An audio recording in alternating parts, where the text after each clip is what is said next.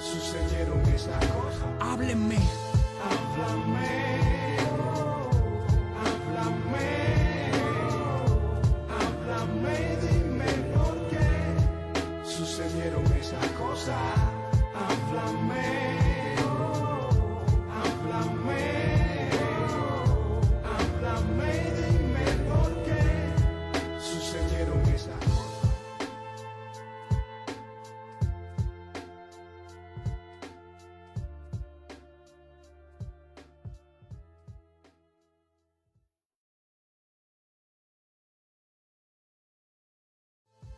Háblame,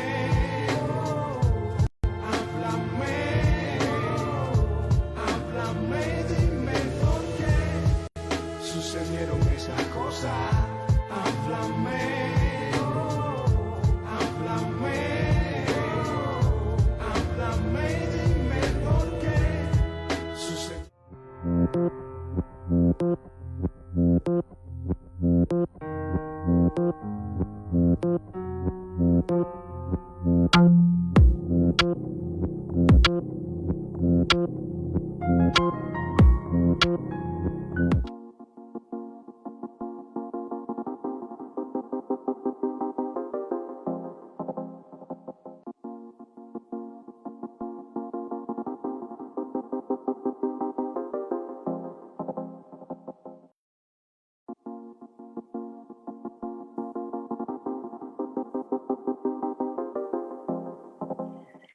Buenos días, buenas tardes a todas las personas que nos siguen en Estratos. Hoy estamos en otra edición y el día de hoy tengo la oportunidad de conversar con Iliana de la Guardia. Iliana es neuropsicóloga cubana, exiliada hace ya casi 30 años en París, Francia, correcto. Y bueno, Iliana es la hija de Antonio de la Guardia, el coronel cubano que fue fusilado junto a Ochoa y a otros 2 hombres en el año 1989, en julio de 1989, y la sobrina de Patricio de la Guardia, el mellizo de Tony, que fue condenado a 30 años de prisión. Y hoy tengo el gusto de conversar con Iliana, así que le doy la bienvenida a Estratos. Bienvenida, Iliana. Muchas gracias por la invitación y bueno, buenos días para ustedes allá en Cuba y en México. Espero que sea de utilidad para la historia este testimonio.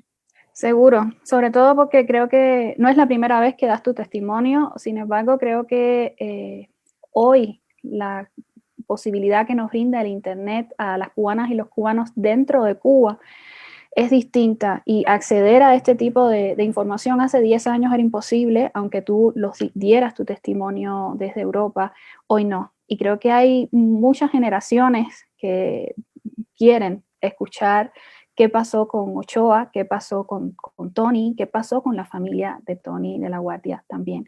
Entonces creo que sí, que tu testimonio es muy valioso.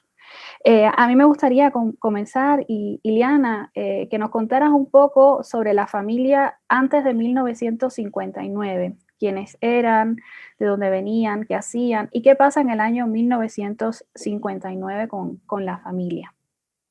Sí. Bueno, del lado paterno, es decir, los padres de mi padre y de mi tío, es decir, mis abuelos, antes del 59 eran propietarios de un laboratorio de productos químicos y mi abuelo era ingeniero. Era una familia, yo puedo decir, acomodada o burguesa, como se puede entender. Que vivían en Miramar. Era una familia que iba y venía a Estados Unidos mucho por razones de trabajo y tanto mi padre como mis 2 tíos crecieron en ciertos momentos en Estados Unidos en escuelas tanto secundarias como preuniversitarias, o sea, lo que le llaman allá el high school, haciendo, bueno, estudios después de pintura. Es decir, Patricio de la Guardia y Tony de la Guardia hicieron estudios de artes plásticas y a partir del año 59, 60, regresan a Cuba con mis abuelos, o a lo mejor regresan en el año 80, en el año 58. Yo la fecha exacta no sé, pero sé que estaban viviendo en Estados Unidos y ellos estaban en una escuela de pintura y de artes plásticas y regresan a Cuba y se quedan después en Cuba, ¿no? Hay una parte de la familia que va a irse a Estados Unidos, que se va a exiliar en Estados Unidos. Mi padre y mi tío, en un primer momento, lo que hacían era pintar.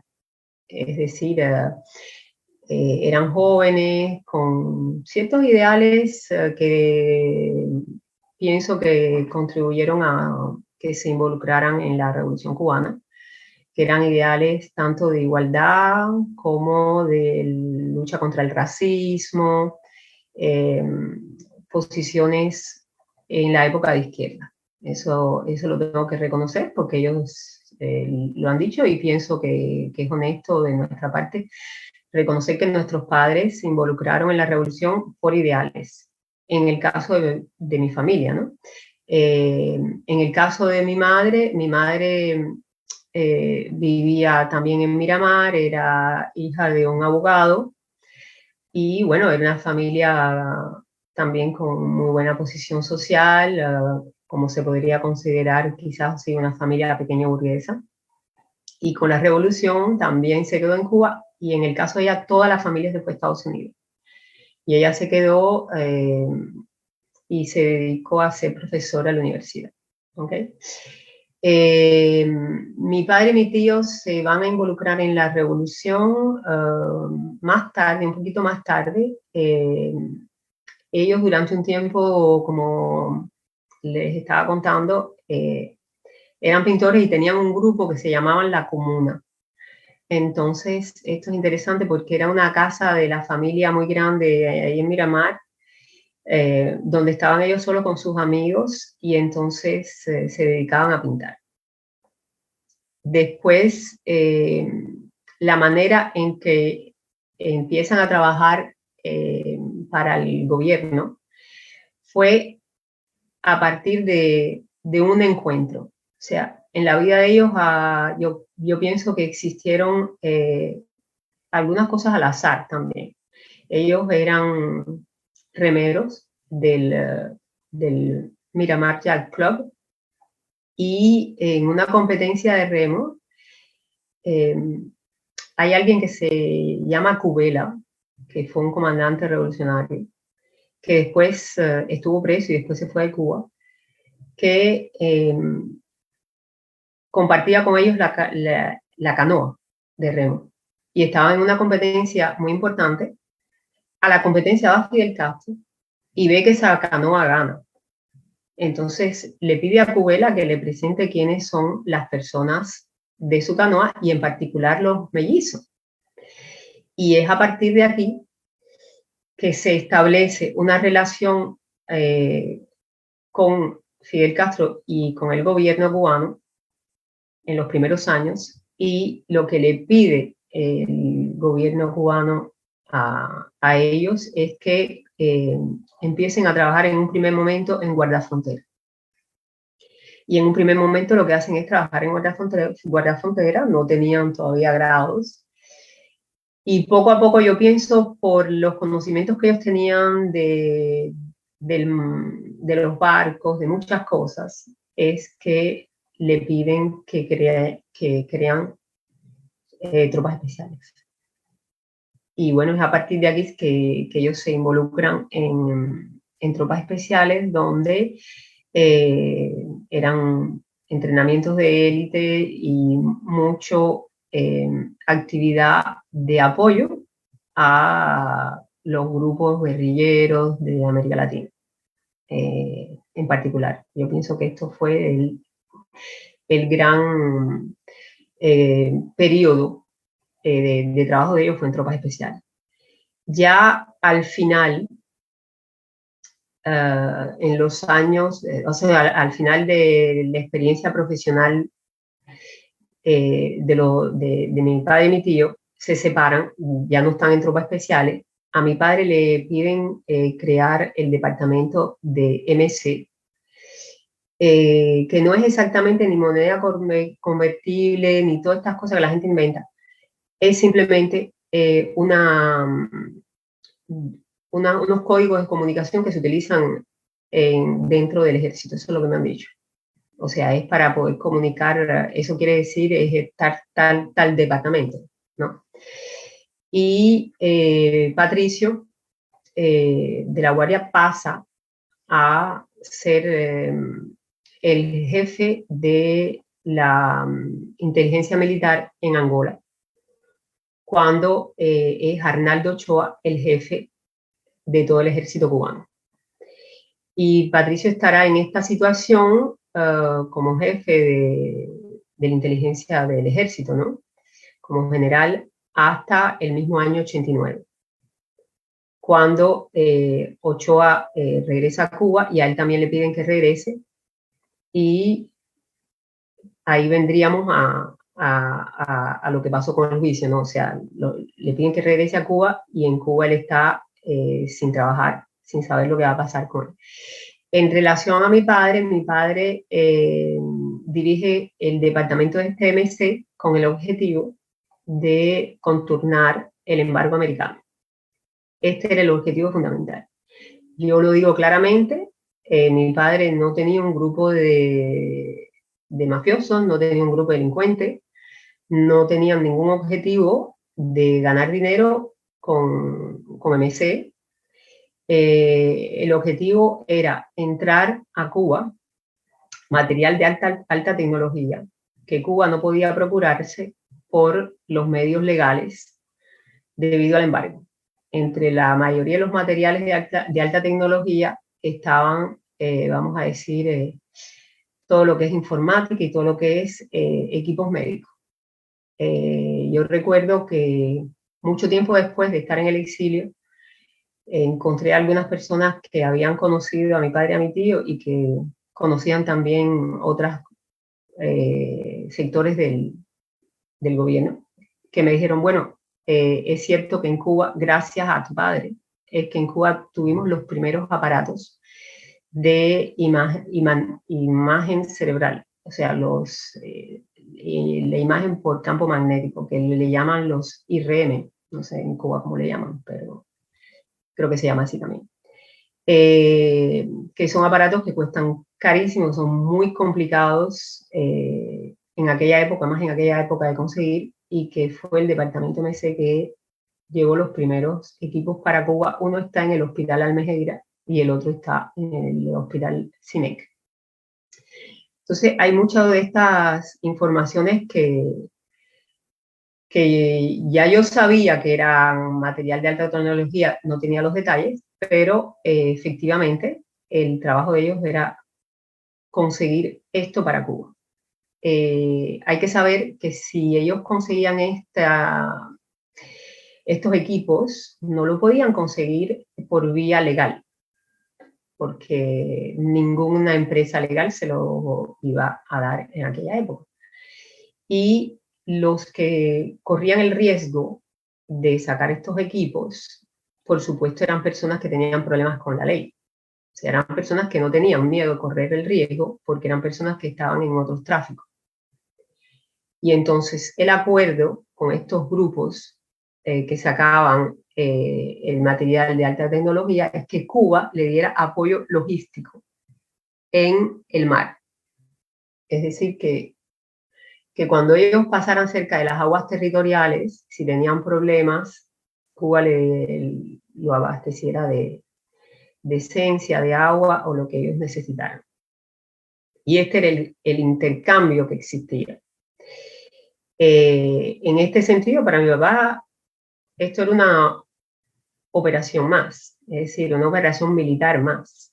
Esto para él no era ninguna operación de narcotráfico, ni de robo, ni de tráfico, para hacer dinero en lo más mínimo. Yo siempre he comparado el trabajo de mi padre y lo que le pasó a mi padre a lo que le pasó a Oliver North, un general americano o teniente coronel, que estuvo implicado en el Irán Contra, puesto que habían hecho tráfico en Irán y después habían hecho tráfico en Centroamérica para apoyar a la Contra nicaragüense y a la Contra que estaba en América Central luchando contra los grupos guerrilleros.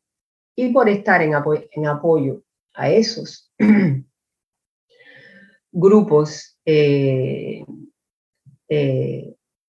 América Central, esto sale como un escándalo en la prensa americana porque se descubre que atrás de los contras están involucrados personal del ejército americano. ¿Cuál es la diferencia que yo digo entre lo que le pasa a Oliver North en Estados Unidos y a lo que le pasa a mi padre? Es que en Estados Unidos hay leyes y que las leyes tienen su respeto. Entonces, en Estados Unidos, por lo que él hizo, la ley le dijo, usted va a perder los grados, usted va a pasar a la vida civil, porque por eso esto es lo que corresponde. Además, él pienso que tuvo todo el apoyo de abogados.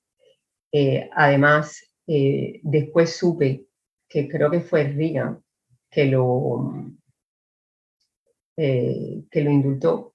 Y después él terminó haciendo un programa de radio, siguió su vida civil, pero quedó claro que él había hecho esto mandado por los superiores de él. Él se pudo defender. O sea, y hubo una investigación en el Congreso. O sea, la diferencia en Cuba es que mi padre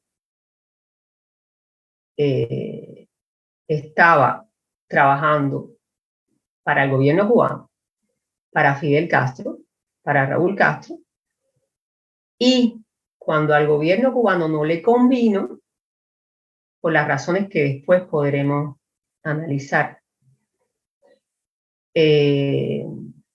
no pudo tener ningún tipo de defensa legal y no hubo una capacidad de una institución que está fuera de, vamos a decir, del Consejo de Estado, que protesta, que dice, no, hay que investigar más, esto no se puede hacer así.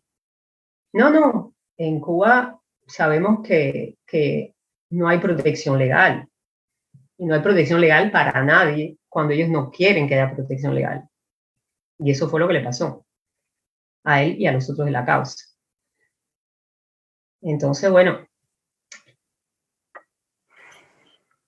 Iliana, si quieres, antes de que sigamos avanzando hacia ese momento, y me pudieras contar un poco, en otra entrevista hablaste, tú comentaste hace ya muchos años, en el 2017, bueno, no tanto, en el 2017, que parte de tu trabajo en Cuba fue ocultar ciertas comodidades que tenían, pero a la vez tú has dado otros testimonios en los que dices que por la propia rectitud de tu papá renunció muchas veces a otras comodidades de las que podían gozar probablemente otras familias que ocupaban altos rangos dentro del poder revolucionario. Entonces, que me comentaras un poco sobre tu vida, digamos, sí, sobre esas comodidades a las que renunció la familia y sobre esas otras comodidades que sí, de alguna manera tuvieron.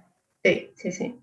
Sí, bueno, por supuesto, como te explicaba, mi familia es una familia que, tanto maternal como paternal, con un origen burgués, o sea, que vivían con muchas comodidades, tenían varias casas, no tenían una sola, vivíamos en Miramar,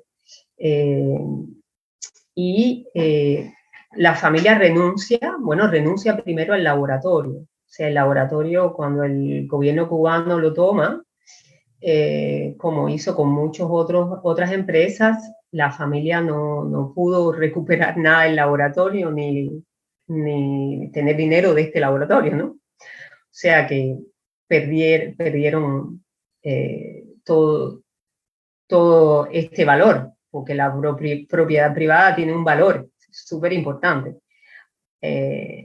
Después, en mi familia siempre me pidieron que fuéramos discretos porque en la época en que yo empecé a ir a la escuela, yo vivía, bueno, en una casa, en la casa de mis abuelos, que era una casa grande, una casa muy bonita en Miramar, y teníamos personas cerca de mí que eran de origen muy popular, entonces siempre había que tener cierta discreción en relación a estas diferencias,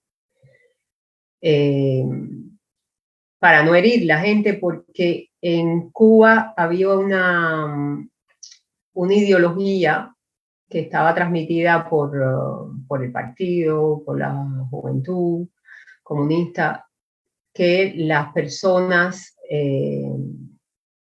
que venían de la burguesía tenían, bueno, estaban mal vistas, eran burgueses, entonces no podían ser gente que se integrara, y había siempre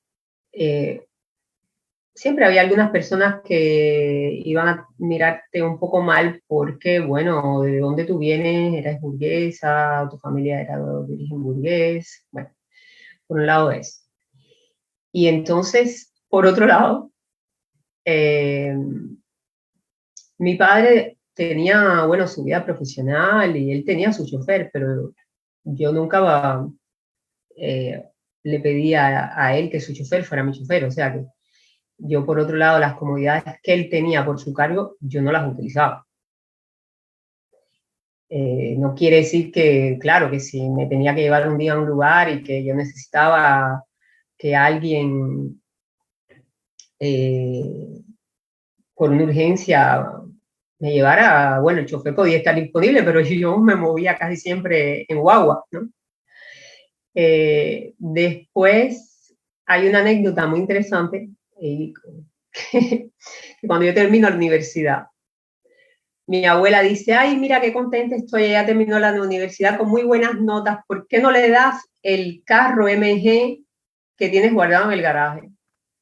Esto es una anécdota muy interesante porque ese carro MG era un regalo de mi abuelo, antes de la revolución que le había hecho a los gemelos. Porque es así, porque en el mundo es así, los padres, si le pueden regalar un lindo carro a los hijos, se lo regalan. Entonces, mi padre lo tenía guardado, él no lo usaba casi nunca para no llamar la atención. Y ella le dice no, es mi padre que le dice a mi abuela, ay, le voy a regalar a ella el MG porque ha tenido tan buenas notas. Dice mi abuela, por favor, no se te ocurra, porque va a llamar la atención y esto va a ser una catástrofe para ella.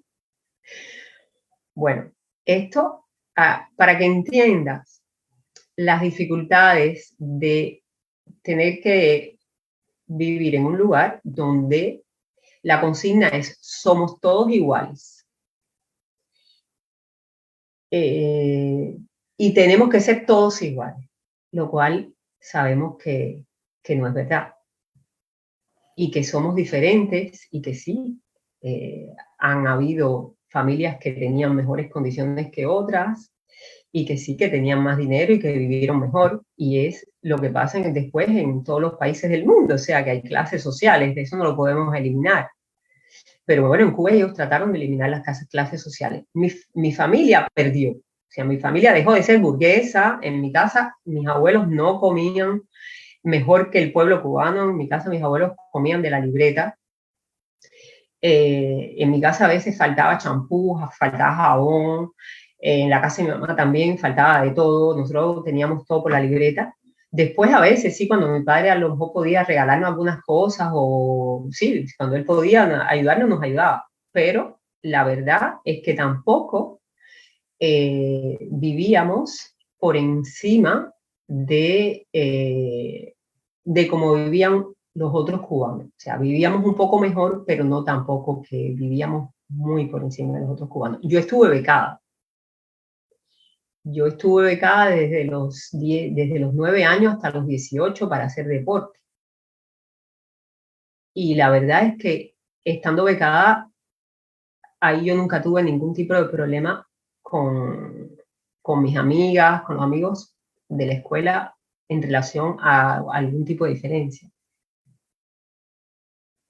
Iliana, Entonces, bueno, antes de empezar te comentaba que había leído que creo que ya hacia la adolescencia, cuando te reunías con tus compañeros, con tus compañeras, tenían una manera peculiar de referirse a Fidel. O sea, comenzaba también como ese momento en el que se va cayendo la fachada, ¿no? sí. Esto empezó sobre todo a partir de la universidad, porque a partir de la universidad se da el proceso de cambio en la Europa del Este. Y aparecen muchos artículos en Novedades de Moscú y en Sputnik que son muy críticos con el sistema soviético. Y en Cuba estos artículos se leían como algo que teníamos derecho a leer porque Novedades de Moscú y Sputnik todavía se vendía en Cuba. O sea, nadie había dicho que no se podía leer. Y se criticaba mucho el sistema soviético. Por ende, nosotros empezábamos a criticar mucho el sistema cubano, desde todo punto de vista. Y en mi casa también. Y mi papá también. Y bueno, y yo creo que él siempre fue muy abierto en ciertas cosas porque nunca me exigió a mí que yo fuera militante de nada. Ni que, o sea, al contrario, en un momento, cuando yo terminé mis estudios, había un grupo de la Facultad de Psicología que iba a pasar a trabajar al Ministerio del Interior y mi papá me dijo, no, jamás psicólogo en el Ministerio del Interior, no, yo no quiero que tú seas militar. Cual hablaba mucho de su personalidad.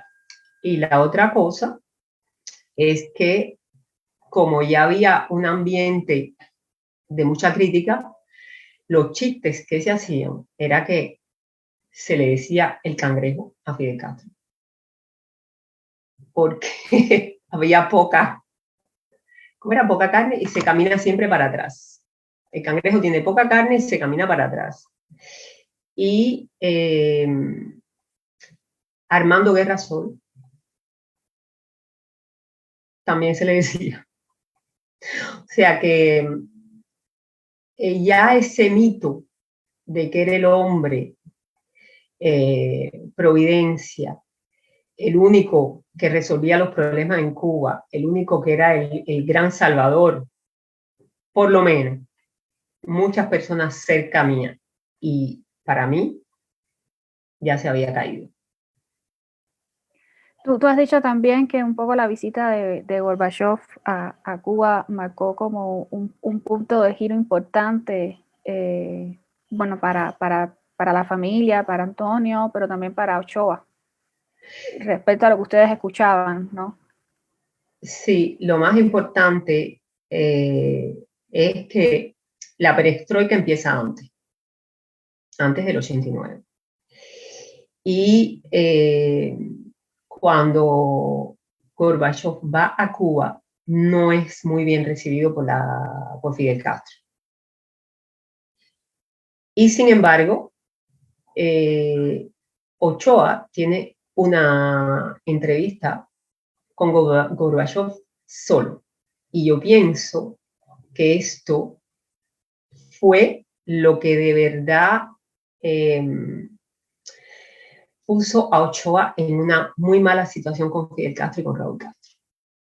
¿Por qué digo esto? Porque yo había visto a Ochoa en el 88. Estaba con mi esposo en la casa de mi tía Patricia y Ochoa había dicho, esto tiene que cambiar, esto no puede seguir así. ¿Qué vamos a hacer con este hombre? Había dicho su nombre, había dicho directamente, ¿qué vamos a hacer con Fidel Castro? Porque esto no puede seguir así, hay muchos problemas. Y estaba haciendo alusión a que, por un lado, Cuba ya no iba a tener la ayuda del campo soviético. Es decir, ya las ayudas económicas enormes que daba el campo soviético, daba la URSS, no lo iba a tener. que Cuba no tenía por qué quedarse en una ideología comunista. Y como él habló tan claramente, pero además como diciendo, bueno, ¿qué me va a pasar? Yo digo lo que yo pienso. Yo lo que no creo, que él pensó que lo fueran a fusilar, que es lo que yo pienso que mi padre tampoco pensó que lo fueran a fusilar. Ellos pensaron, honestamente, ellos pensaron que los iban a meter presos, quizás un tiempo largo, pero no que los iban a fusilar. Y entonces, esto es muy terrible porque en el año 89, cuando yo y mi esposo llegamos un día a mi casa y encontramos que nos habían virado el apartamento al revés, como que alguien había entrado a registrarnos. Yo no entendí qué era esto. Yo llamé a mi papá y mi padre me dice, la cosa está muy mala. Pero bueno, Jorge, la cárcel es para los hombres. Yo digo, ay, Dios mío, ¿aquí qué está pasando? A ver, yo sabía que ellos estaban casi yo diría contra el gobierno, estaban con una crítica muy fuerte. Pero yo no podía imaginar que por eso lo fueran a matar, que lo fueran a fusilar así en un mes. En un mes, te detengo hoy, fue el 13 de junio que los detuvieron y el 13 de julio mi padre y Arnaldo Ochoa y sus asistentes estaban fusilados. Expeditivo. Entonces, bueno, desgraciadamente fue así y no hubo ninguna posibilidad de contactar abogados defensores, porque los únicos abogados eran oficiales del Ministerio del Interior. Y además, uno de ellos, que era el abogado del padre, había dicho, bueno, yo no he tenido tiempo de ver lo que dice el... No, ese fue el del abogado Patricio. Dijo, yo no he tenido tiempo de ver lo que dice el dossier, el expediente de ellos. Y el de mi papá dice, bueno, ay, lo siento, pero el problema es que esto es una tarea más que yo voy a hacer por la revolución, porque me lo ha pedido la revolución, porque si no yo no lo defiendo. Son unas cosas locas, que yo no podía creerlo. El día anterior yo no sabía que había juicio. Yo me entero que hay juicio a las 10 de la noche, de la noche anterior. O sea, que... Hasta ese momento, ¿qué les habían dicho a ustedes, la familia? Hasta ese momento, simplemente habían dicho que ellos estaban detenidos por investigación. Y al mismo tiempo, Granma ya estaba publicando un editorial muy agresivo. Había dicho, lavaremos con sangre esta ofensa a la patria o esta traición a la patria, algo así. O sea que antes que ellos empezaran a ser juzgados, ya habían decidido que los iban a fusilar. Entonces, yo sí estaba muy preocupada, pero estábamos muy vigilados todo el tiempo. Era muy complicado contactar organismos de defensa de derechos humanos, era muy complicado hablar por teléfono hacia el exterior, no, o sea, no teníamos ningún medio de apoyo para poderlos defender. Aún así, tengo entendido que ustedes lograron pedir ayuda a Gabriel García Márquez, para que intercediera. Sí, bueno, la familia pidió ayuda por varios lugares. Por un lado, a Gabriel García Márquez se le pidió ayuda porque él había conocido a mi padre y él le había dedicado un libro. O sea, mi padre tenía un libro de él que estaba dedicado, escrito a mano así por García Márquez. Y García Márquez nos había dicho, yo voy a hablar con Fidel Castro, le voy a decir que lo mejor es que él no lo fusile. que esto no lo va a ver bien ni los amigos ni los enemigos. No sé a quién él se refería, pero me acuerdo de la frase exacta. Por otro lado, mi abuela, que era católica, ella le escribió al nuncio apostólico de La Habana para que pidieran que los fusilamientos no se dieran. Bueno, las gestiones más importantes así que pudimos hacer fueron esto. Y también se pronunciaron como otras importantes personalidades, ¿no? A nivel internacional. He escuchado decir que desde Francia también hubo como... Sí, sí, es cierto. Yo esto lo supe un poquito después. Esto yo lo supe cuando encontré a una pareja que había sido amiga de mi padre, una escritora y antropóloga que se llama Elizabeth Burgos, y también Regis Debray, que es escritor, filósofo, en aquella época era asesor de Mitterrand y había estado con el Che. Y estas dos personas habían ido a Cuba varias veces y se habían hecho amigos de mi padre, mi tío, incluso de mi mamá, también. Entonces, estas personas después, que yo salgo de Cuba, yo los contacto y nos encontramos en Europa. Y lo que comprendemos es que cuando se da este proceso, ellos hacen una campaña aquí para pedir que juntan firmas que Fidel Castro no lo fusile. Incluso Fidel Castro estaba invitado al 13 de julio en Francia y el presidente François Mitterrand, cuando sabe que Fidel Castro mantiene los fusilamientos, anula la invitación que le había hecho a Fidel Castro. Porque, bueno, si no se sabe, para los que están escuchando, Francia elimina la pena de muerte del Código Penal con Mitterrand. Por eso Mitterrand, entre una de las tantas cosas, también anula la invitación que había hecho a Fidel Castro para el 13 de julio. Iliana, durante ese mes que estuvieron ellos presos, que ustedes no sabían, les decían que estaba detenido, ¿tuvieron oportunidad de verlo, de ver también a tu tío? Sí, yo tuve la oportunidad de verlos, pero no tuve muchas oportunidades tampoco. La oportunidad fue antes que empezara el juicio.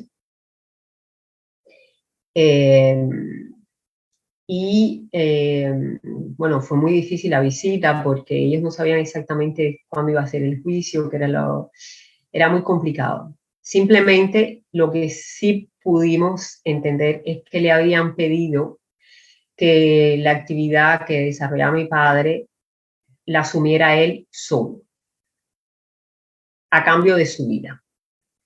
Que él no hablara de ningún superior. Es decir, que se autoinculpara. Casi.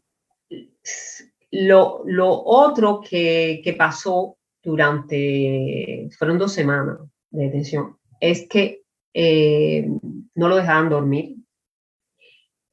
Lo tenían todo el tiempo con luz fría, con aire acondicionado para que tuviera mucho frío. Lo llevaron a un agotamiento mental, un agotamiento físico y mental. Esto es lo que se llama tortura psicológica, que al final es una tortura física también. Y que al cabo de los días así, la persona pierde la capacidad para entender incluso lo que le están diciendo. O sea, hay una dificultad atencional muy grande, hay una dificultad de reflexión y es para que las personas pierdan toda fuerza ante la presión y ante el pedido de autoinculparse de un delito que no hicieron, o de que colaboren y a lo mejor digan personas que han hecho una actividad con ellos. O sea, es para romper toda la fuerza que tiene una persona ante un interrogador policial fuerte. Es terrible. Además, bueno, como no hay leyes, no hay abogados, entonces la persona se siente completamente frágil, ¿no? Y yo pienso que si lo están utilizando ahora, en estos momentos, con las pobres personas que salieron a manifestar y que simplemente no cometieron ningún delito y lo que están tratando es que se autoinculpen de cosas que no cometieron, debe ser terrible. ¿Esto te lo contó tu papá cuando te pudiste entrevistar con él? O sea, él te comentó lo que estaba viviendo, lo que estaba pasando, lo que él creía. No, él me dio a entender, me dio a entender un poco que él me dijo claramente que no sabía qué día era, que no sabía bien qué hora era, que no había podido dormir, que no lo dejaban dormir. Esto sí me lo dijo. Sí, sí. Y él pensaba, o sea, cuando se entrevistó contigo, él creía que había todavía una posibilidad de que no les fusilaran, o sea, el fusilamiento no era todavía un hecho para él. Exactamente. Yo pienso que él pensaba que lo iban a dejar preso, pero que no lo iban Fidel Castro no lo iba a fusilar. A él y al Nardo Joa. Bueno, en ese momento él no sabía incluso los otros de qué lo estaban acusando. Porque, por ejemplo, a Nardo Joa lo acusan de tráfico de droga y todavía uno se pregunta cómo pudo hacer tráfico de droga si él estaba en África. Es la cosa más absurda del mundo. Entonces dicen, no, porque Patricio también, ¿no? Y Patricio también, Patricio estaba en África, o sea que no tenía nada que ver con las operaciones de MC. En su vida vieron un lanchero de esto que pasaba por Cuba. Entonces fue todo muy montado para poder aplicar la pena de muerte, porque según la ley cubana, por tráfico de drogas, son máximo que creo 17 años. Y además, si tú has tenido méritos revolucionarios, eso te baja la condena. Entonces ellos dan la vuelta a esto y dicen que es traición a la patria. O sea, ellos dicen lo contrario de lo que está incluso escrito en la ley. Y a Ochoa le sacan una historia de un pasaporte que según ellos fueron ellos que lo encontraron. Ellos lo encontraron en la casa del asistente de Ochoa. Lo cual sabemos que inventar pruebas es muy fácil para ellos, porque no hay nadie que pueda verificar lo contrario. Y entonces ellos sacaron esta historia del pasaporte que Ochoa había mandado a hacer para poder ir a ver, creo que a Pablo Escobar, no sé a quién, pero es una historia así rocambolesca, vaya, que para mí es una gran mentira, porque eso nunca nadie lo verificó. Para poder quitarse a Ochoa de arriba. ¿Y ustedes vieron el juicio en la televisión, como el resto? No. ¿Ustedes fueron? No, la familia está autorizada a ir a ver el juicio. Y hasta cierto punto yo prefiero haber estado allí, porque no hay persona que me pueda contar lo contrario. Yo sé, bueno, lo que ellos hicieron a nivel legal, que es una barbaridad absoluta desde el punto de vista jurídico, es una ilegalidad total, lo cual en algún momento se podrá sacar a la luz los detalles de la arbitrariedad absoluta y la injusticia absoluta de este proceso. Y lo digo por mí, por el honor a mi padre, por el honor a los otros que estaban con mi padre y por honor al Nardo Ochoa, que no se merece lo que le hicieron. Para nada. O sea, fue una injusticia enorme. Ileana, tú en otras ocasiones, bueno, como parte de todo este trabajo que tú has llevado a cabo después del fusilamiento, denunciando lo que ocurrió, has dicho también, bueno, esto que comentabas, de que había un poco un deseo de eliminar a estos militares que estaban siendo críticos y que podían convertirse en un problema a mediano plazo para Fidel, para su gobierno, pero que también fue una manera de expiar la culpa que podría caer sobre el gobierno cubano Sí. después de digamos, la acusación que hace acusaciones la eran DEA. poderosas. Exacto. Sí, Si pudieras sí, hablar un poquito sobre sí, eso. sí. Sí, yo pienso que coinciden dos cosas en el año 89. De un lado, coincide que Arnaldo Ochoa tiene todas estas opiniones políticas compartidas con los otros oficiales en los cuales estaba mi familia, y que eran opiniones claramente críticas. No eran ambiguas, no había ninguna ambigüedad. Y la figura de Fidel Castro y de Raúl Castro eran consideradas como los principales responsables de las dificultades y de los problemas que había que enfrentar en Cuba y que había que cambiar.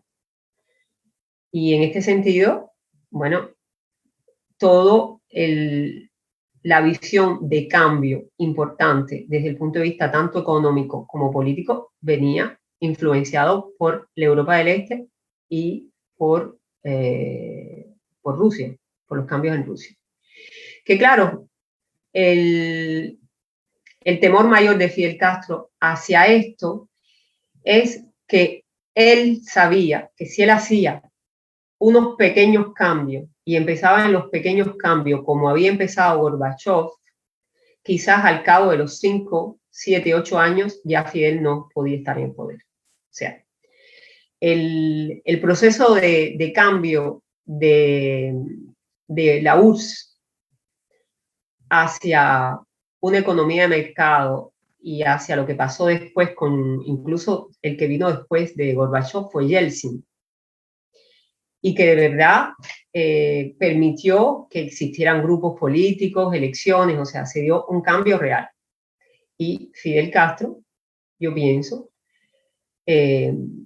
con la gran capacidad que él siempre tuvo para mantener el control total del país, incluso Raúl Castro también, que no pienso que hay que dejarlo fuera de esta manipulación política, jurídica, institucional. Los dos entendieron que ellos tenían que quitarse de arriba este grupo de personas porque a largo plazo, si seguían creciendo estas ideas, ellos tenían que dar una respuesta a un grupo grande de oficiales que pedían que Cuba cambiara, ¿no? Y por otro lado, en los Estados Unidos, la DEA había infiltrado, yo pienso, algunos de los lancheros. Y también creo que había tomado preso a algunos de los lancheros y que habían hablado y habían dicho sí, de todas maneras, cuando pasamos por las aguas territoriales de Cuba, y a veces hemos tenido que entrar porque hubieron lanchas, parece que se rompieron. El personal que se ocupa es un personal militar. Yo pienso que empezó a pasar a partir de ahí el problema. El tema es que Fidel Castro enseguida, para quitarse él esa acusación, le queda perfecto decir simplemente la culpa es de este grupo que está haciendo acciones que yo no autoricé. La cuestión mía es por qué él a ellos los detiene y los fusila, cuando muchas veces antes, en otros años atrás, incluso en los años 70, finales del 70, inicio del 80, los Estados Unidos había acusado también a Cuba de estar en contacto con el narcotráfico a través, por ejemplo, de Aldo Santamaría. O sea, de otros oficiales que no tenían nada que ver con MC y que ya la DEA había dicho, hay vínculos, los vínculos en esa época mi papá no tenía nada que ver, eran otras personas y Raúl Castro y Fidel Castro nunca hicieron nada. Ese es el aspecto que a mí me hace pensar que el aspecto político del caso fue el que decidió los fusilamientos. Sí, el miedo también supongo que sabía que eran personas, eran militares que tenían un respaldo popular. Ochoa, exactamente, sí. Ochoa además era alguien que cuando regresó a Cuba después de haber estado en Angola, él tenía un seguimiento de su tropa muy importante. Él era muy popular dentro del ejército y por la manera de ser como jefe militar, que se ocupaba mucho de su tropa. Entonces yo pienso que esto también les molestó. Y lo otro que les molestó es que a finales del año 88, Arnaldo Ochoa y Patricio Laguardia están diciendo que las tropas cubanas tienen que retirarse de Angola. Porque los angolanos no quieren que las tropas cubanas sigan ahí. Y además, ellos son de la opinión que ya ese conflicto tiene que terminar de arreglarse por acuerdos de paz. Fidel Castro no quería. Y esto fue un motivo de conflicto entre Arnaldo Ochoa, Patricio Laguardia, con Fidel Castro, porque le llevaron todas las pruebas de la necesidad de retirar las tropas cubanas, la necesidad de dejar a los angolanos en unos acuerdos para llegar a la paz y que Cuba no tenía que seguir poniendo muertos ahí.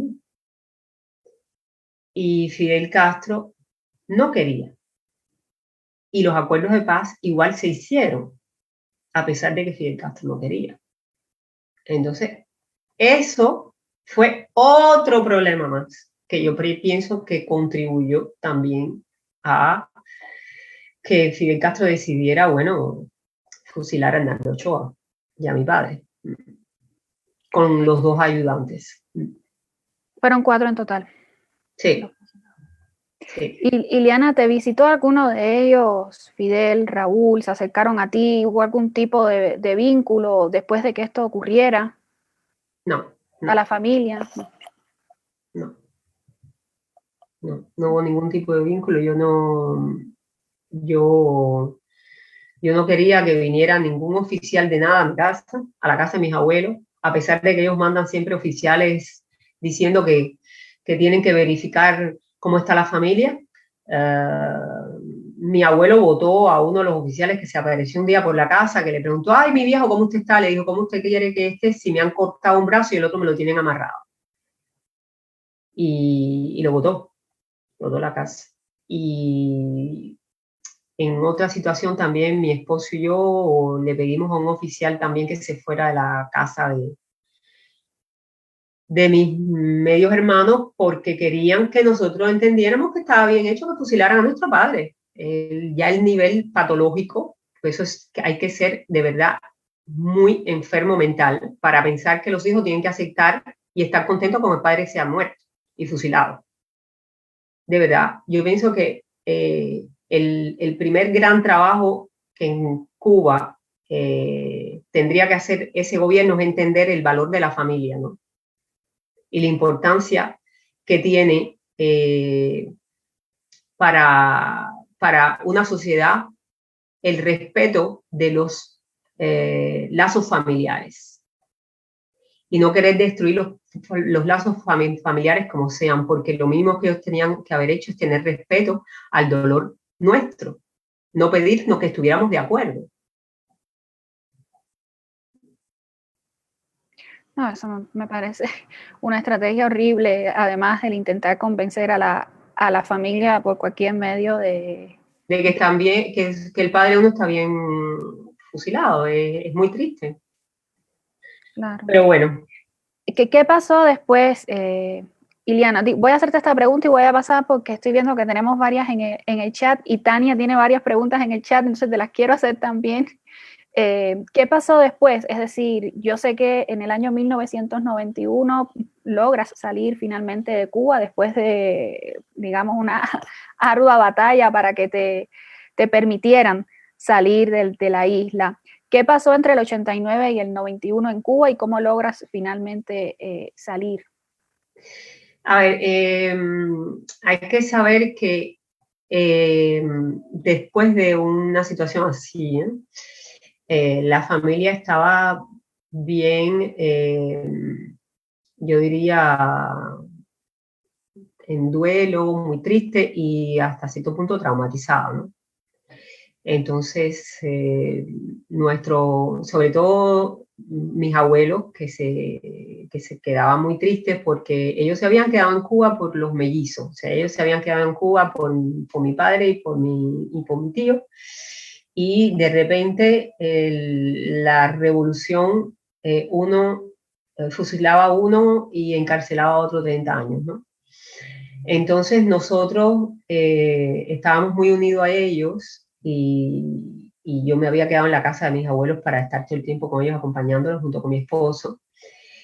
Pero la situación era muy difícil hacia nosotros porque yo y mi esposo teníamos mucha rabia interior, estábamos muy descontentos.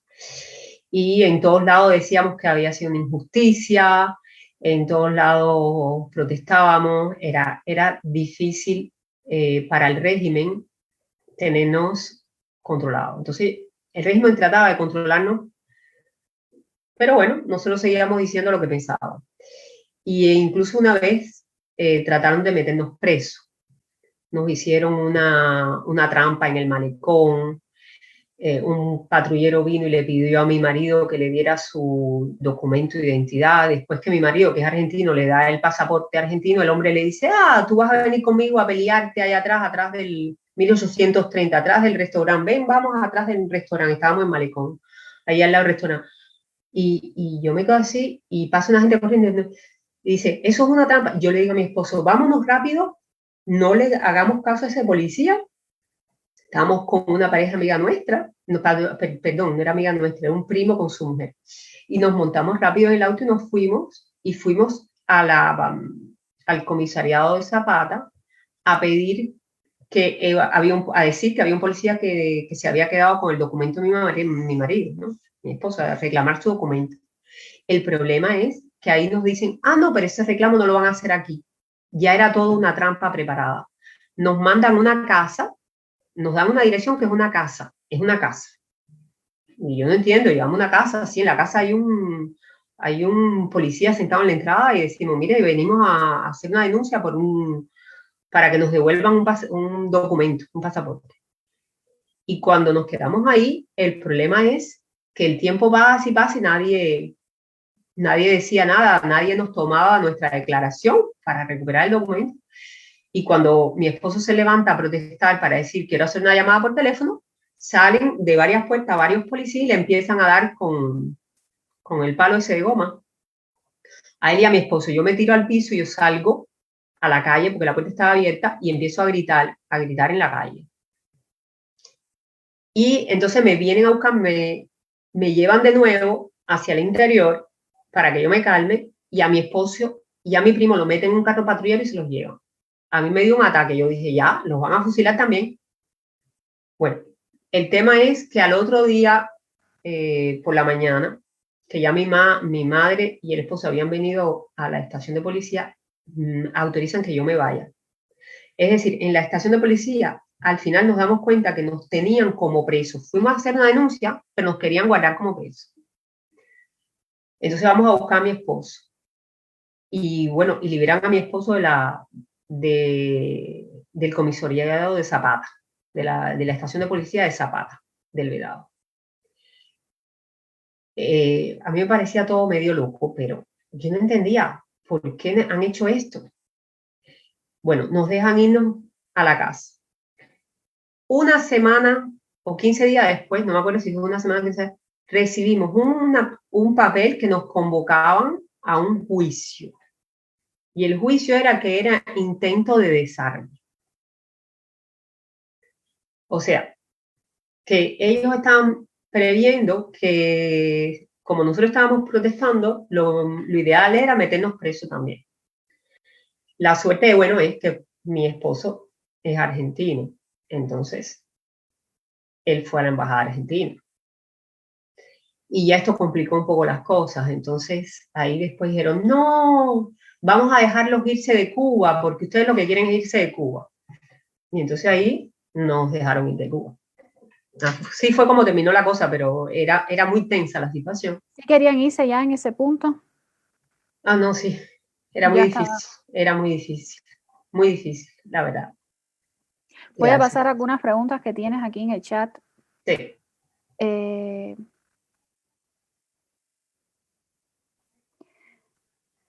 Bueno, voy hacia el final para que tengan que ver más como... Te pregunta Tania, ¿saber toda esta información cómo te hizo ver la revolución antes de la causa 1 de 1989? Bueno, el caso personal en relación a mi familia fue de verdad un shock, porque yo tenía una crítica hacia la revolución, que era la crítica, por supuesto, desde el punto de vista económico, desde el punto de vista de las libertades de los jóvenes, de poder viajar, de poder decir lo que pensaban, de poder reunirse, incluso de dejar hacer su actividad a los activistas de derechos humanos. Eso era una de las cosas que se discutía en familia con mi padre y eso de las cosas que tenían que evolucionar, ¿ok? Pero el tema es que de verdad la violencia del régimen y la violencia de Fidel Castro y de Raúl Castro lo que me abrió los ojos ya de la perversidad de estas dos personas que dirigían el país, que ni tan siquiera personas que habían trabajado para ellos, que tenían mérito por haber trabajado hacia la revolución, ni tan siquiera estos méritos contaban, y que si incluso hubiese sido cierto lo del tráfico de drogas, que simplemente por eso que los condenaban, que ellos no podrían tomar en cuenta los méritos que ellos tenían para no quitarles la vida. Esa es la parte que ya, o sea, entender el nivel de violencia de las personas que estaban dirigiendo el país como Raúl Castro y Fidel Castro. Es cierto que esto no lo esperaba. Yo esperaba esperábamos que fueran presos, porque eso lo habíamos entendido, pero no que les quitaran la vida. Tania te pregunta también si pudiste ver algún indicio de la actividad de tu padre antes de los eventos de 1989. Si yo vi indicios. Sí. No. ¿Ver indicios de qué tipo? Yo sabía que mi padre era un miembro del Ministerio del Interior, que era un coronel que tenía responsabilidades, y sí conocía a los oficiales alrededor de él. Bueno, estaba casada con Jorge Massetti, sabíamos qué tipo de actividad más o menos hacían, no en detalle, porque mi padre siempre tuvo mucha compartimentación en estas cosas. Él no me iba a decir a mí que sacaba equipos de Estados Unidos. Esto yo lo sé justo por la gente que trabaja con él, que es un grupo bastante importante, que igual no los pudieron callar. O sea, no son gente que no están fusiladas. Entonces la gente habla. O sea, lo supiste después. Lo supe después y antes ya sabía algunas cosas. pero no tenía un índice preciso de decir, sí, tal día yo vi a tal persona ir a una lancha. No, eso no. No, porque mi padre no me dejaba estar dentro de su actividad, sus responsabilidades, ¿no? Rafael Díaz Casas te pregunta si hay alguna evidencia de conversación privada entre de la Guardia, Ochoa y Fidel. ¿Evidencias en qué sentido? En Eh, relación a qué actividad. Yo sí sé que Ochoa, por el grado militar, tenía que tener conversación con Fidel Castro, y pienso que por la sensibilidad también de las operaciones de mi padre para violar el embargo americano, tenía que tener también conversaciones con Fidel Castro. Tania te pregunta, ¿cómo es conocer a estas personas inaccesibles para la mayoría de los cubanos en situaciones cotidianas? ¿Conocieron a Fidel? Yo no lo conocí, o sea, yo personalmente no lo conocí.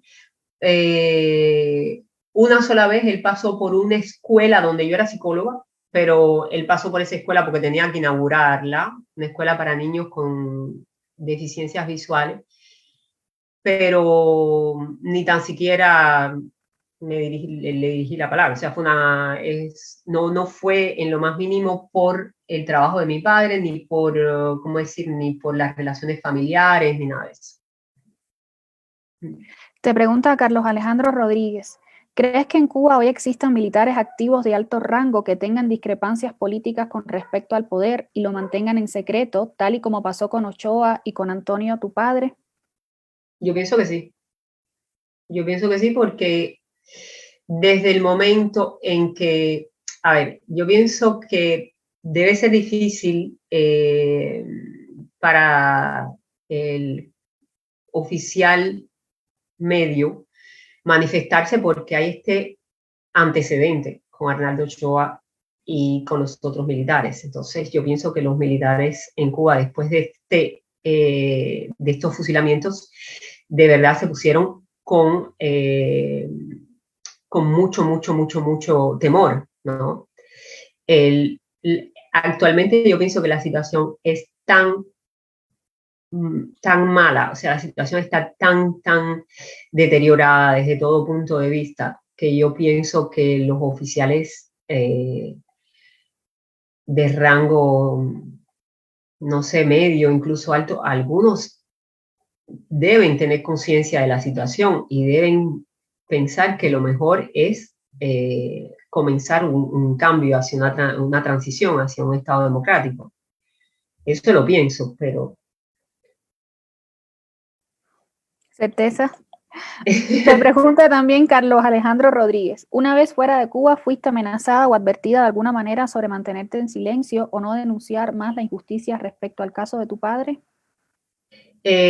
Sobre todo, esto pasó cuando estaba en México, porque fue el primer lugar donde estuvimos.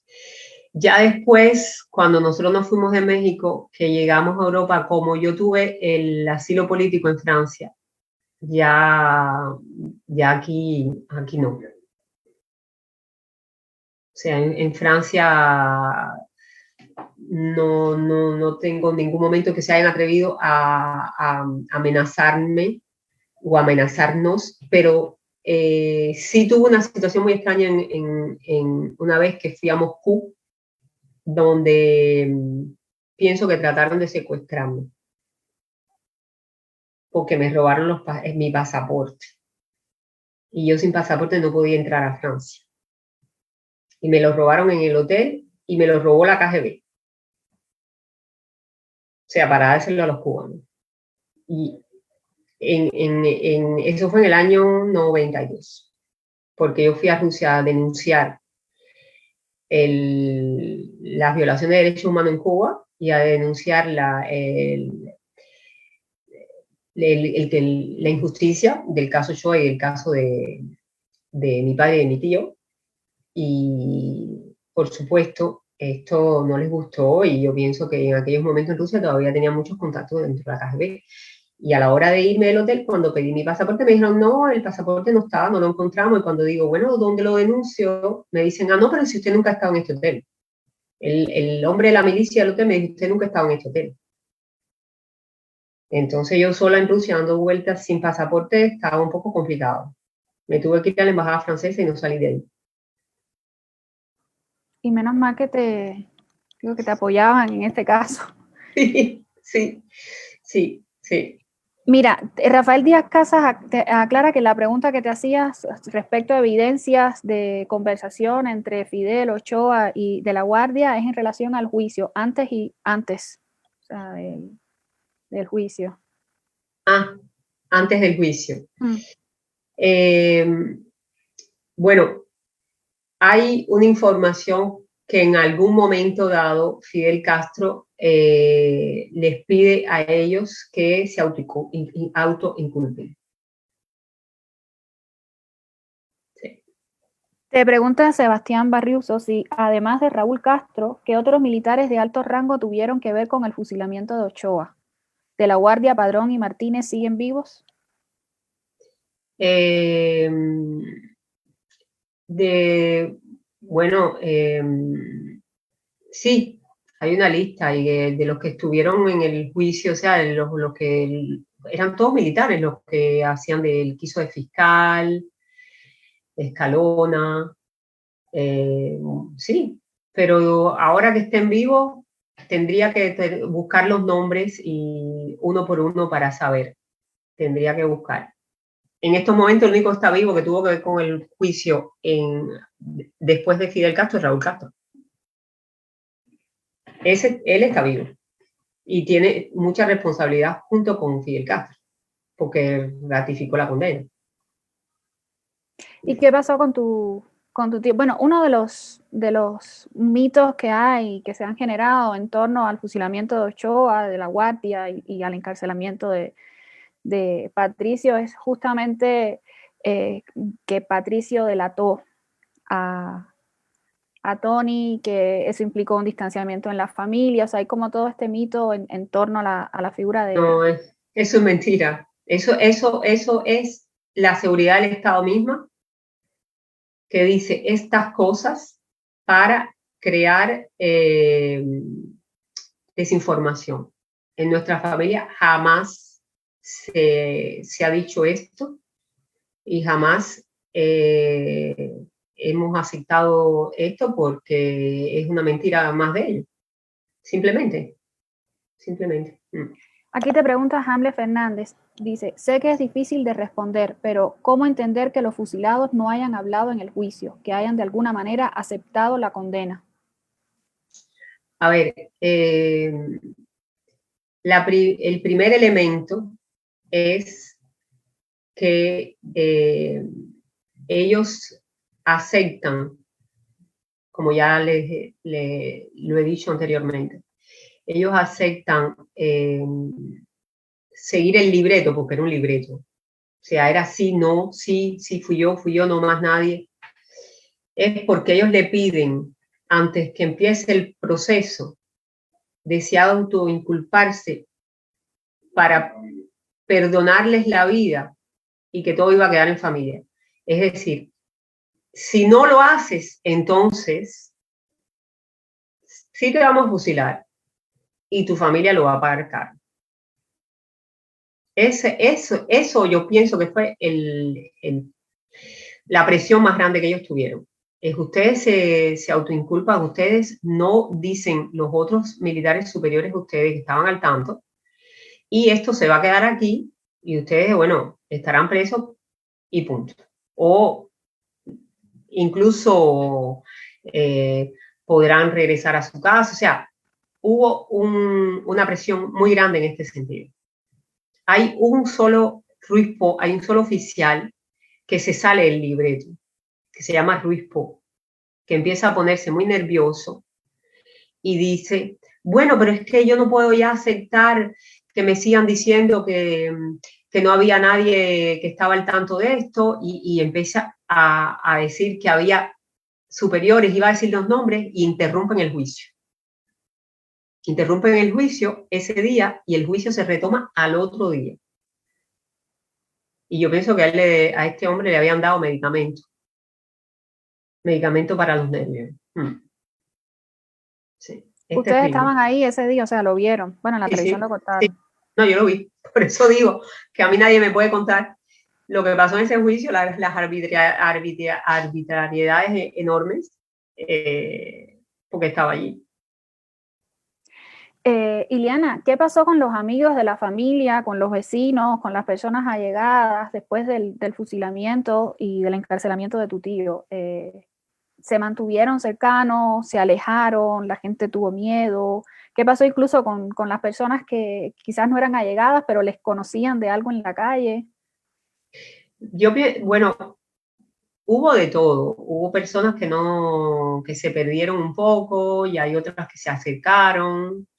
Hay incluso personas que se acercaron que no nos esperamos que se acercaran. Un poco de todo, la verdad. La gente tenía mucho miedo y yo lo entiendo. O sea, no, en aquel momento eh, pienso que el miedo es humano también y que en ese sentido comprendo a las personas que se alejaron. Aquí te pregunta Rafael, yo te iba a preguntar también sobre eso, pero ya aprovecho que está en el chat, que a él le gustaría saber si la demanda contra Fidel Castro que presentaste junto a tu esposo Macetti, que pusieron en Europa, si afecta en algo a Raúl Castro. Bueno, yo agregaría además que cómo procedió esa demanda, qué pasó Ah, finalmente. bueno. Bueno, la demanda la puse, mi esposo no puso la demanda. Mi esposo Jorge Macetti argentino, él no puso la demanda. La demanda la puse yo junto con otro cubano, pero que él lo había puesto en relación a su experiencia en Cuba.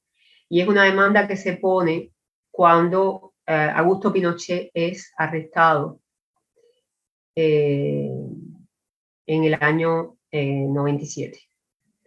Que no es el año 97, es el año 99, pero que aquí entendemos que quizás los dictadores cuando están viajando pueden tener quizás problemas por violación de derechos humanos y por sus actividades dictatoriales, ¿no? Y entonces yo puse una demanda. La demanda no procedió al cabo del año por extraterritorialidad. Es decir, como fueron hechos que pasaron en Cuba y no pasaron en Francia, entonces la justicia francesa no le dio continuidad. Pero pienso que tuvo un valor en el momento porque, por un lado, bueno, yo pienso que el régimen cubano y Fidel Castro en particular pensó, ¿qué hago? Salgo a viajar, me pueden arrestar, y salió a la luz una vez más lo que es el régimen de Cuba, o sea, como denuncia lo que significa la dictadura cubana. Y por otro lado, aparecieron más información sobre las operaciones de Fidel Castro en relación al narcotráfico y todo eso. Aparecieron eh, más elementos. O sea, que después de esta demanda hay más documentación, Sí, sí, evidencia que prueba la exactamente, conexión. exactamente. Esa documentación se puede consultar, es todavía, No ¿sabes? sé. ¿Has tenido acceso a ella? No. Eh, Esa documentación y testimonios están, pero yo personalmente ahora no lo tengo. Vale. Te voy a hacer, bueno, Tania aquí te pregunta, ¿qué aconsejas a los cubanos que hoy también sufren las injusticias y las encarcelaciones del gobierno? ¿Cómo procesar el dolor y la injusticia? Bueno, lo primero que puedo aconsejar desde el punto de vista personal, ¿no? La experiencia personal es mantenerse en, en la unidad.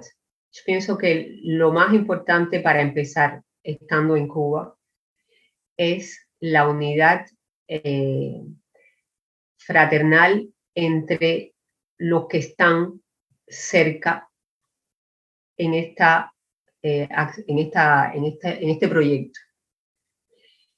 No importa el grupo que sea, pero si están convencidos de la justicia, de la justeza, perdón, de la justeza de estas acciones, de estos pedidos, de esta postura, mantenerse firmes y unidos. Porque lo primero que va a hacer el régimen es tratar de dividirlos. Lo otro es mantener los vínculos familiares independientemente de lo que piense un familiar u otro. Mantenerse en la importancia también de aceptar la diferencia. Puede ser que haya un familiar que no esté muy contento porque tiene unos ideales que tienen que ver con la revolución y que le molesten un poco, pero no darle importancia a eso. Decir, bueno, pero lo más importante ahora es que nosotros queremos el bienestar para nuestro país, que queremos una democracia, que queremos que, siendo todos diferentes, podamos vivir juntos. Mucha tolerancia. Esto, por un lado, desde el punto de vista más, ¿cómo decir?, más íntimo, ¿no? Después, hacia las autoridades, o sea, ya esto es otra postura, hacia las autoridades que van a venir a acosar, a presionar, a manipular, a hacer chantaje, mantenerse firmes pensando en que lo que están haciendo es muy importante, que es una causa que de verdad no importa la presión que les den, es una convicción muy profunda, porque es difícil la presión policial. Es muy difícil porque genera mucho estrés.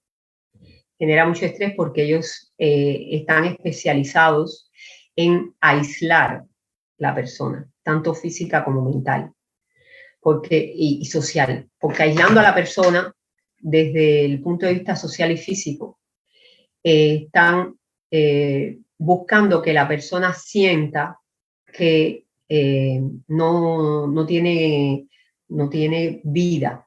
Es decir, se sabe que cuando nosotros somos seres sociabilizados, no podemos vivir sin la sociabilidad. Entonces, las estrategias de ellos es aislar, porque aislándote, el ser, como somos nosotros, sobre todo cuando se está haciendo un proyecto que es un proyecto de sociedad, para la liberación, para la libertad,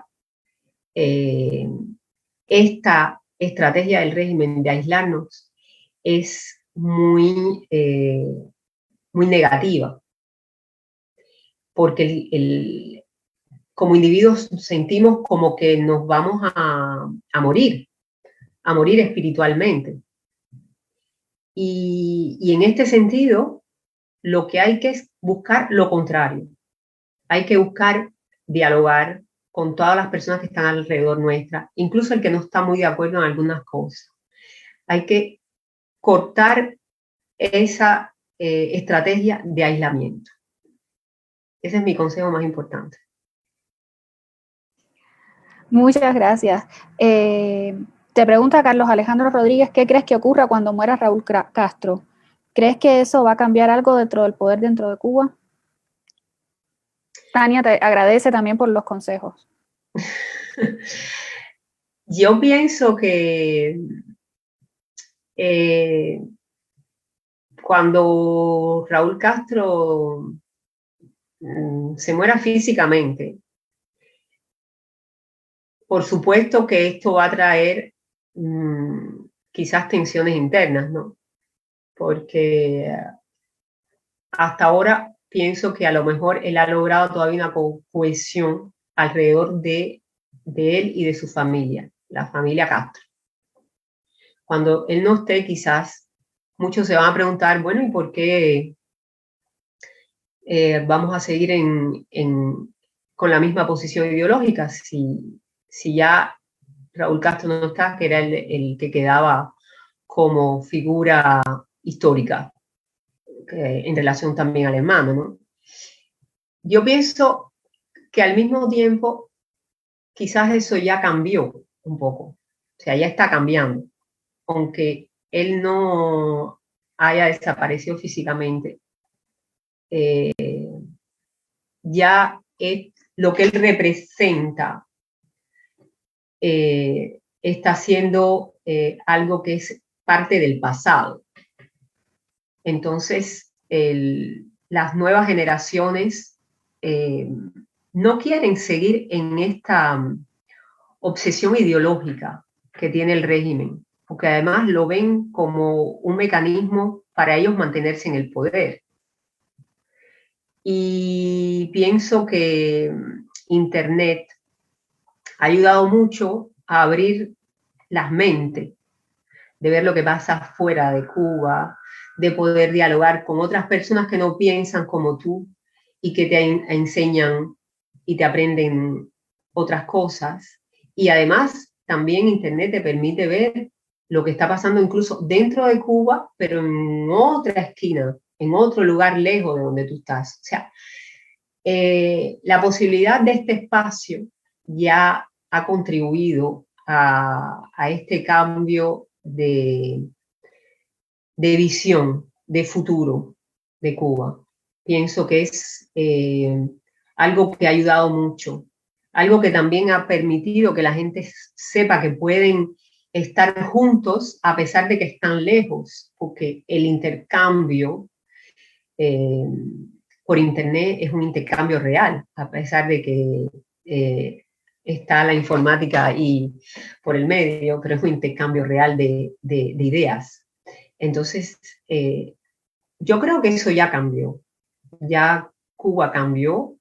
Ellos están en estos momentos frenando, bloqueando lo que está pidiendo yo pienso, la mayoría de la sociedad, que es de verdad una transición hacia una real transformación de la sociedad, desde todo punto de vista, porque ya han aceptado que somos diferentes, que podemos ser diferentes, pensar ideológicamente diferente, tener puntos de vista diferentes y sin embargo seguirnos queriendo y seguirnos apreciando. Que los vínculos humanos tienen que partir, la apreciación humana que tengamos entre nosotros tiene que partir por el reconocimiento a los valores humanos más importantes, que es el respeto de la vida, el respeto de la libertad, el respeto de pensar, de respetar al otro como es y como piensa, a pesar que no sea como tú. Y el respeto de la vida, por supuesto. Entonces, ya Cuba no está encerrada en esa isla que no tenía información de lo que pasa en el mundo. No es esa isla de los años 90, de los años 2000, que todavía muchas personas no tenían acceso a ninguna información del exterior. No tenían acceso a la información del exterior. Estaban bloqueados completamente. Y los grupos que trataban de hacer actividad de la disidencia tenían que hacerlo con papel. Imagina la complicación a través de un correo de llevar información. Muy complicado. Y bueno, ahora sí, yo pienso que la situación ha evolucionado muy rápido. Muy, muy rápido. Iliana, bueno, aquí Tania te dice que en su caso la causa 1 cambió su vida, le abrió los ojos y nunca más pudo ver la revolución de la misma forma, como a muchos. ¿Cuál crees que fue el costo para la revolución dentro y fuera de Cuba? Bueno, yo pienso que fuera de Cuba hubo un sector de la izquierda incluso que rompió en esa época con la revolución cubana en Europa. O sea, después de un proceso expeditivo estalinista, muchos rompieron. Pienso que dentro de Cuba, muchos dentro del ejército también se desilusionaron y rompieron, porque no aceptaron hasta cierto punto lo que le habían hecho a Arnaldo Ochoa y a los otros oficiales. Después yo me fui de Cuba al año y empezó el periodo especial. Entonces quizás eh, hubo una generación después de la causa número 1 del año 89 que empezó a tener una visión del régimen y de las autoridades completamente distintas a antes. Ya no había quizás esa ilusión en esa revolución. Yo creo que eso hizo que muchas personas se desilusionaran. Es una impresión. Iliana, bueno, para ir cerrando, yo quería preguntarte, y lo interrumpí para darle paso al chat, sobre, bueno, en varios artículos de prensa plana sobre todo, se hizo alusión en algún momento a que algunas de tus declaraciones habían afectado a tu tío Patricio, que incluso se le había arreciado un poco el control y su vida dentro de la prisión debido a esos pronunciamientos. ¿Es esto cierto? ¿Qué tanto sabes de la vida de Patricio en Bueno, prisión? eso es importante incluso, yo pienso que yo creo que esto es importante incluso para las personas que tienen presos, los familiares de los presos actualmente. En un primer momento, a Patricio se le puso una celda de castigo muy fuerte cuando nosotros hicimos las primeras declaraciones. El tema es que después el hecho de hacer una campaña para la liberación de él, donde nosotros contactamos la Comisión de Juicios Arbitrarios de Naciones Unidas y dimos todo el dossier de la causa número 1 del año 89.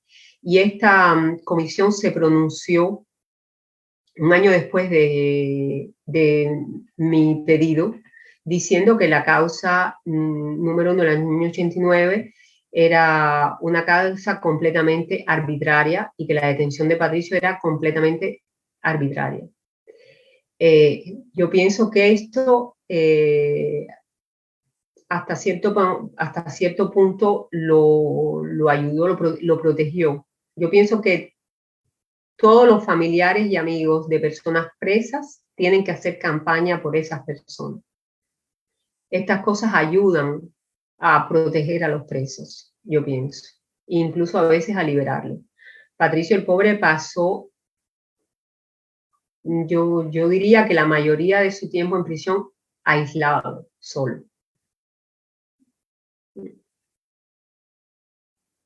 ¿Tienes información hoy sobre Patricio?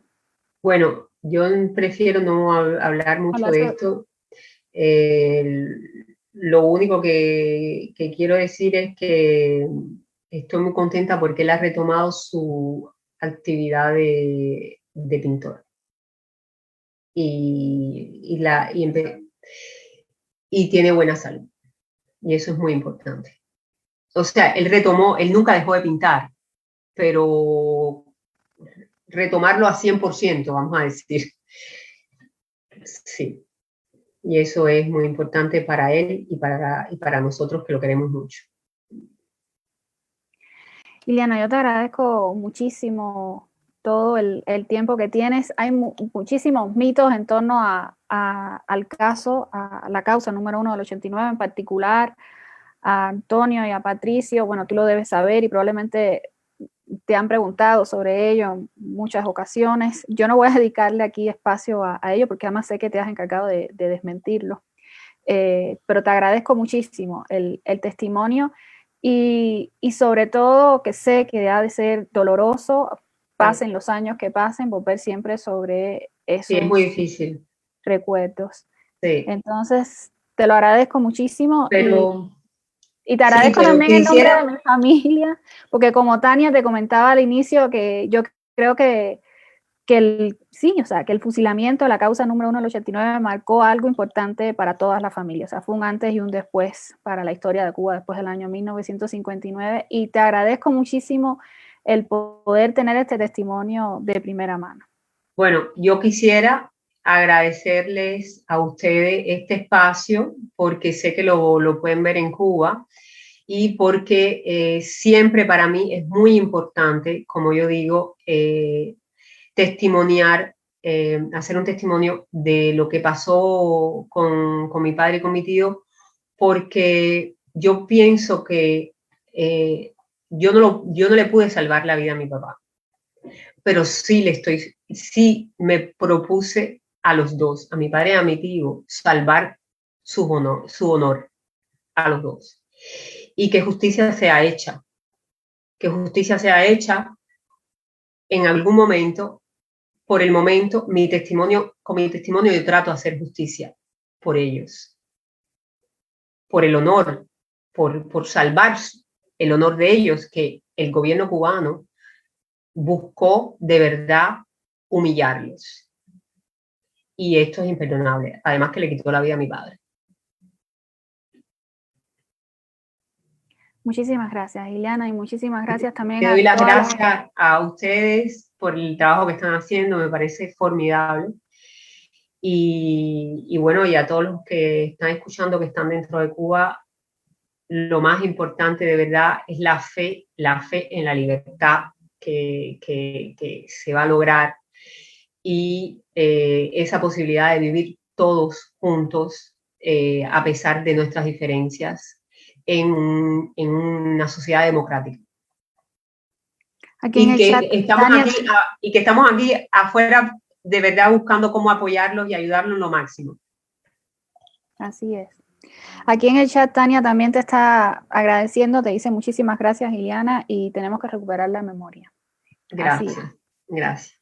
Okay. Muchísimas gracias a ti, Ileana, y muchísimas Gracias. gracias a todas las personas. Muchas gracias. Gracias a ustedes.